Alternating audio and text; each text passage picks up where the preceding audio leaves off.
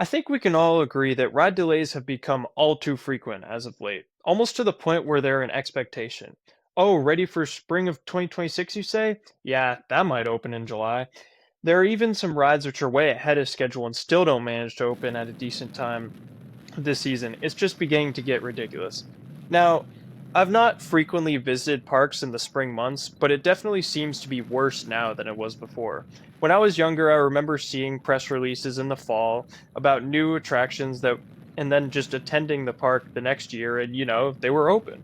I never really thought much about the construction timelines of the rides until I became older and more online.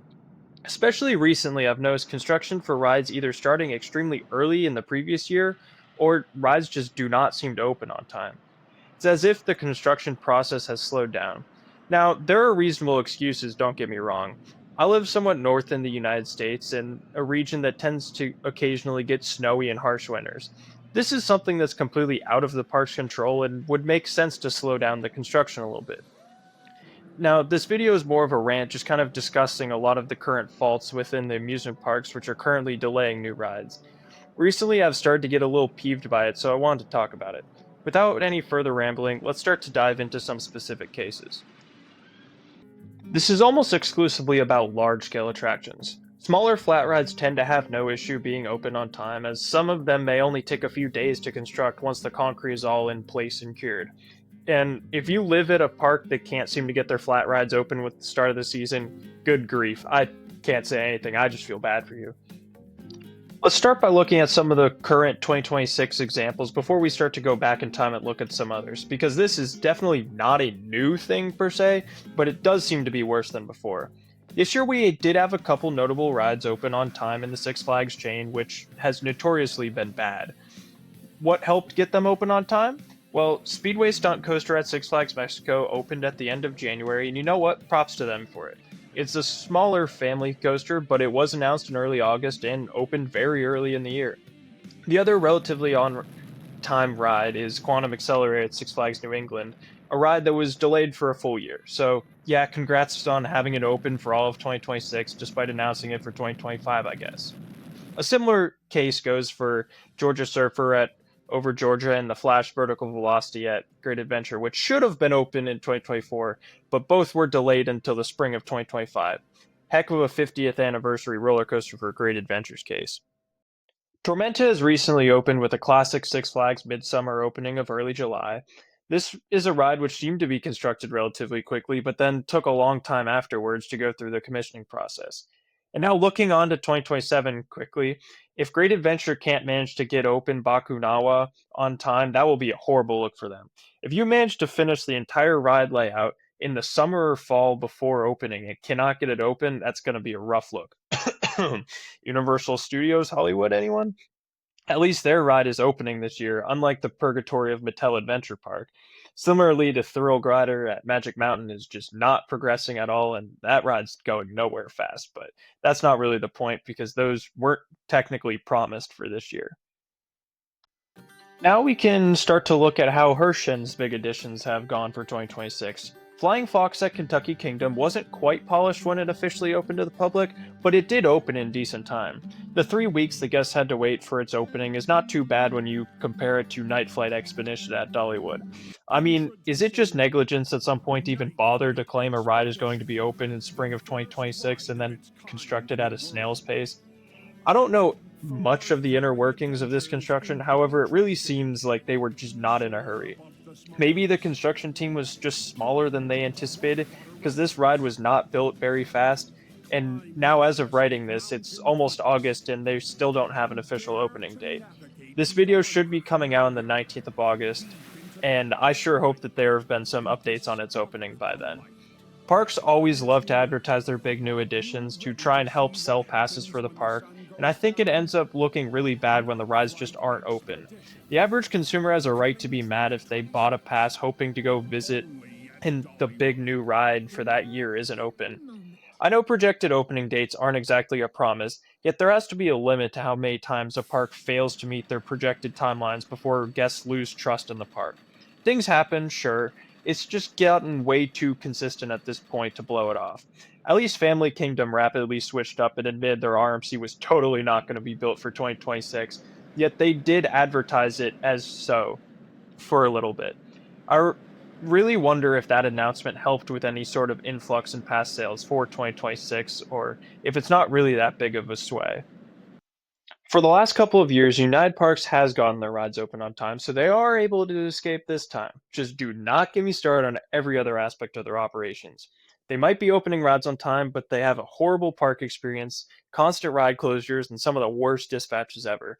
Genuinely have no idea what their business model is at this point. Sure, they're building world class rides, but they offer a terrible experience. Not sure how good of a plan that is. That's about it for what I have for the current rides or recent rides which have gone delayed. So now I'm going to step back to 2025 before going 20 years back to see how it has progressed over time. 2025 saw some notable rides open on time. There was the aforementioned Georgia Surfer and Flash, but also Rapterra, which was truly a 2025 edition. The rest of the list for 2025 is somewhat pathetic in terms of timeline. Epic Universe did its thing, sure, and I'm not going to throw any shade its way, but a lot of the other parks were subpar.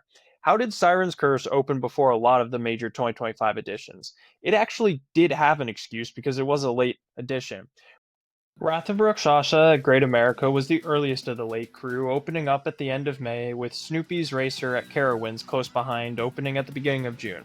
But then we'd have to skip to July, where Yeti Trek at Santa's Village, Alpine Fury at Canada's Wonderland, and finally Fire Runner at Lost Island opened. Fun fact, all these parks opened plenty before July, meaning they operated a good portion of the year without their new addition. Montezuma's Revenge at Knott's, Palindrome at Kodoland, and Transformers, the SNS Axis at Seven Yanbu were all listed for 2025 openings as well and are not even open as of summer 2026. Palindrome has had some riders, as has Montezuma, but neither are officially open at this point. It's honestly really frustrating to deal with the endless delays. I didn't do the math on it, but I think over half of the major US roller coaster editions in the last few years have not opened on time. Surely it wasn't always this bad, right? For a point of comparison, I decided to go back 20 years ago and look at what major roller coasters were meant to debut in 2006. I'd kind of forgotten what opened back then, and turns out it was a pretty great year for new rides. Now, I don't exactly know when all these parks opened for the year, however, the latest opening that year was June 7th with El Toro at Great Adventure. Patriot, Kentucky Rumbler, The Voyage, Goliath all opened at the start of their seasons. Expedition Everest opened in early April, which I think is acceptable for an edition at a year-round park. Tatsu opened in mid-May, and Backlot Sun Coaster at King's Dominion opened in late May, and all of these are honestly decently respectful. I mean, getting rides open before Memorial Day is okay, I suppose, or maybe my brain has just been skewed by all these late July openings as of late. Whatever the case may be, it sure seems like rides were able to open closer to on time 20 years ago. Every US coaster that year was open before the summer officially started. I'm really glad that when I went back 20 years, the data agreed with me. It kind of proves that I'm just not crazy and the parks did used to be better at opening rides on time. I'm really not sure what exactly has gone wrong, but the rides are definitively being delayed more than they used to be. That's really about it for now, though. I just kind of wanted to rant about all the ride delays I've been seeing lately because it's really started to get under my skin. Planning trips is pretty difficult sometimes, and it's very annoying when parks can't get their act together and open rides on time. All of these things can cost a lot of money, and I wish parks seemed to respect that more. I really hope this is something that can be forgotten about in the future and parks just resume opening rides on time. I'm just not really sure that's actually going to be the case. Trying to increase ticket sales with a new edition that doesn't open until late into the summer is a really big deal.